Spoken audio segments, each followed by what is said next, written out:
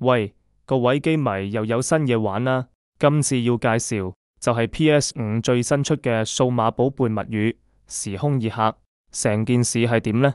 你會化身成為一個誤闖數碼世界嘅普通人，之後就會同一班數碼寶貝拍住上，一齊解開時空亂流背後嘅秘密。聽到都覺得勁大場面啦！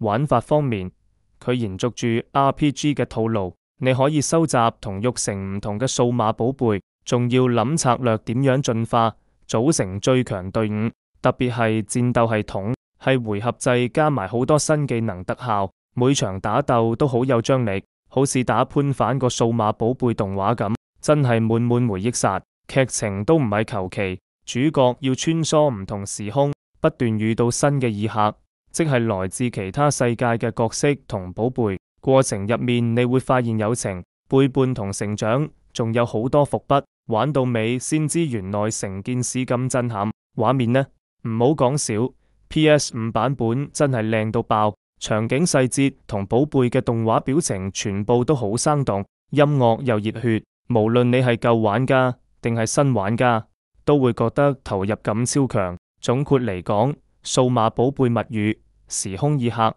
係一隻結合懷舊同新鮮感嘅正作，唔單止有得打，有得育成，仲有勁吸引嘅故事線。鍾意數碼寶貝嘅朋友真係唔可以錯過。